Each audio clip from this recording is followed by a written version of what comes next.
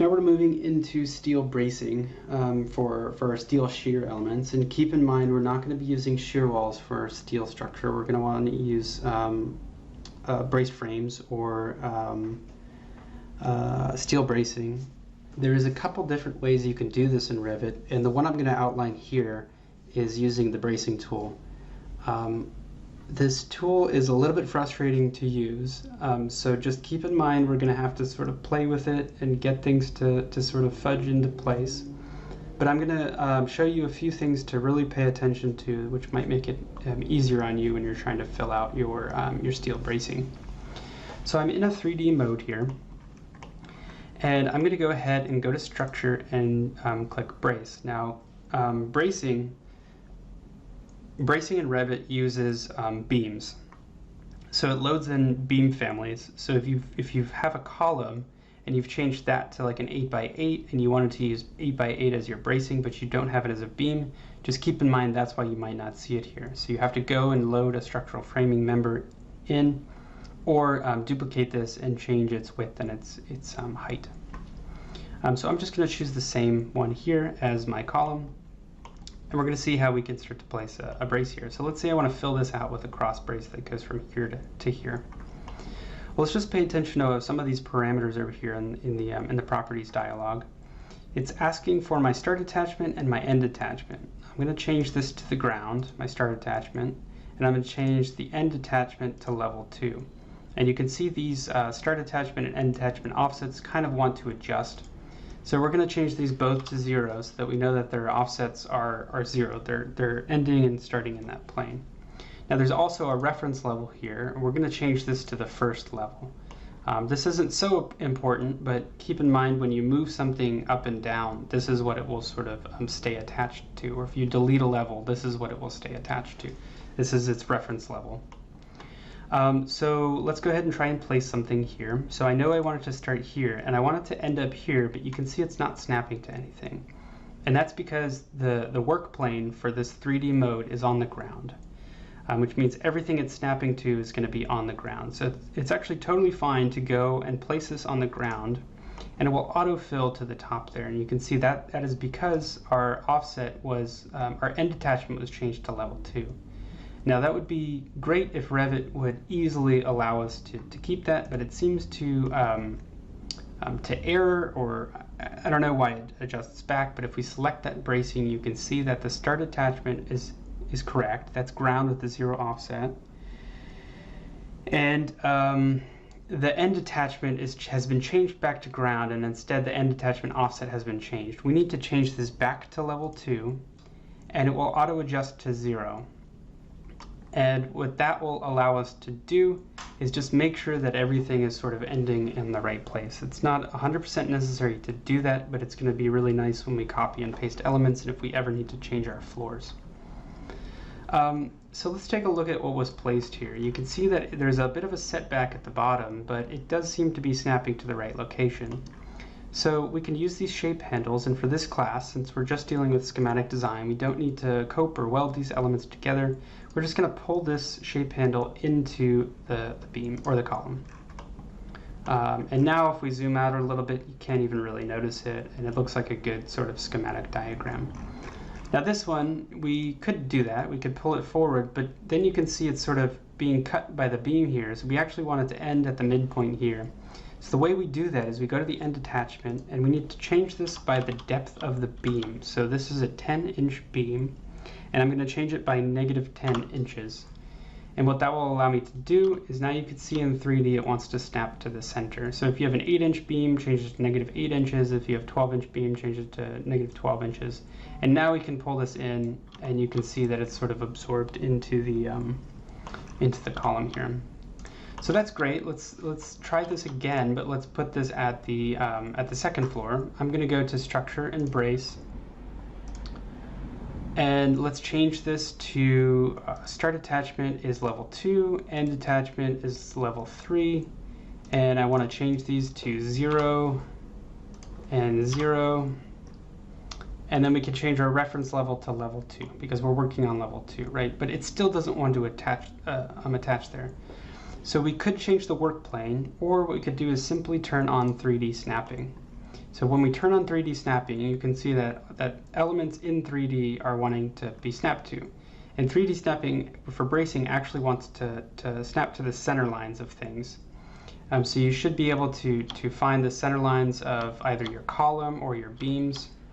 And you can see that there's an intersection between the floor and the column there. That's the one we want. And now we can actually go in 3D and find this sort of offset.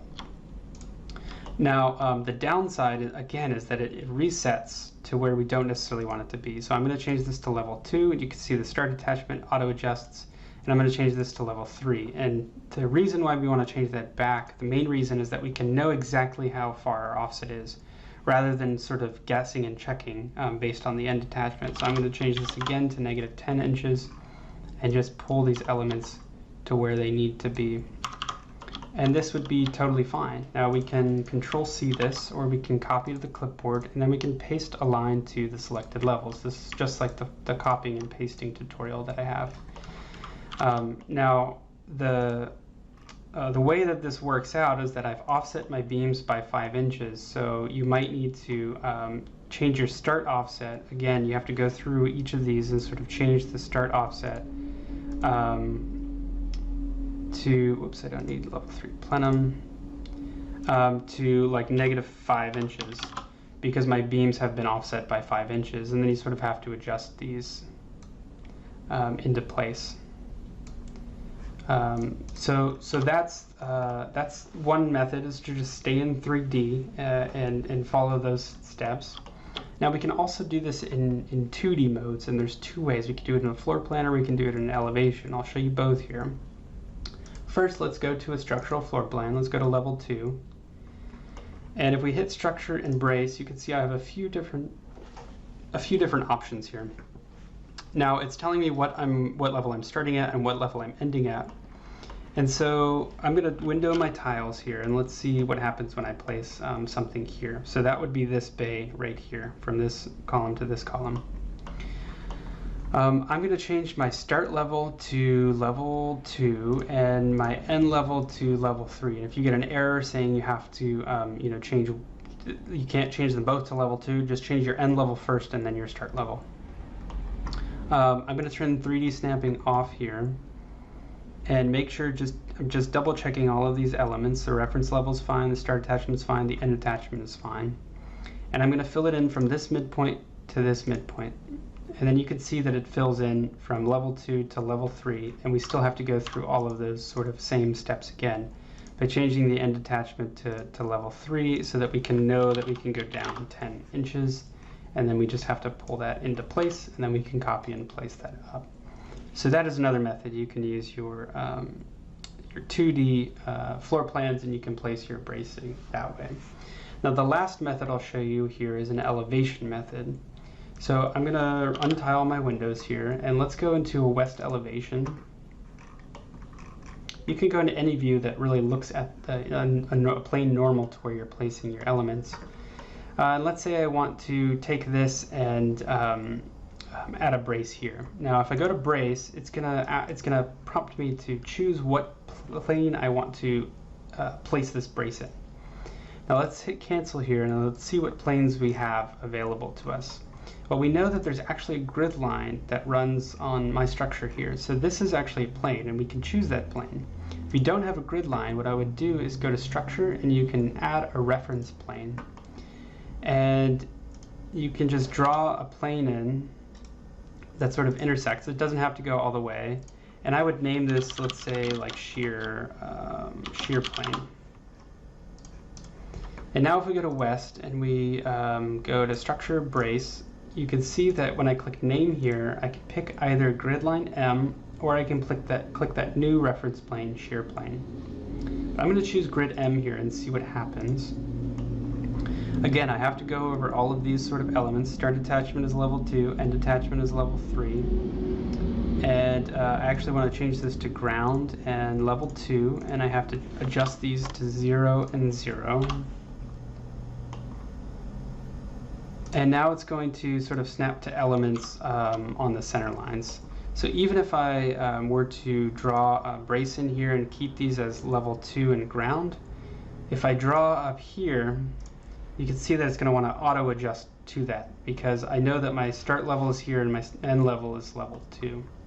So that is another method. If you want to just fill these in, you can actually draw on any level that you want and it will sort of auto-populate.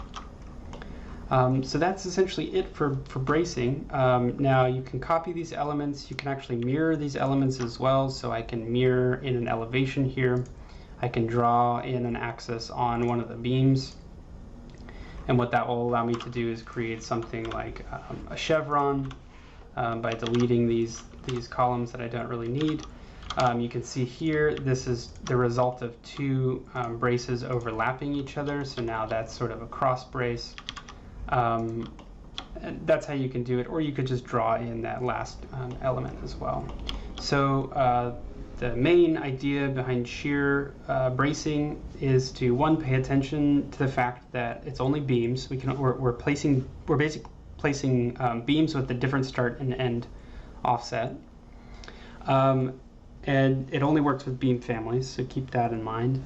And really just pay attention to the parameters that are going on in the structural element here. And if you're having a tough time in 3D snapping to the right elements, you can always go into a 2D mode and sort of pick your start and your end locations and select and modify these things afterwards.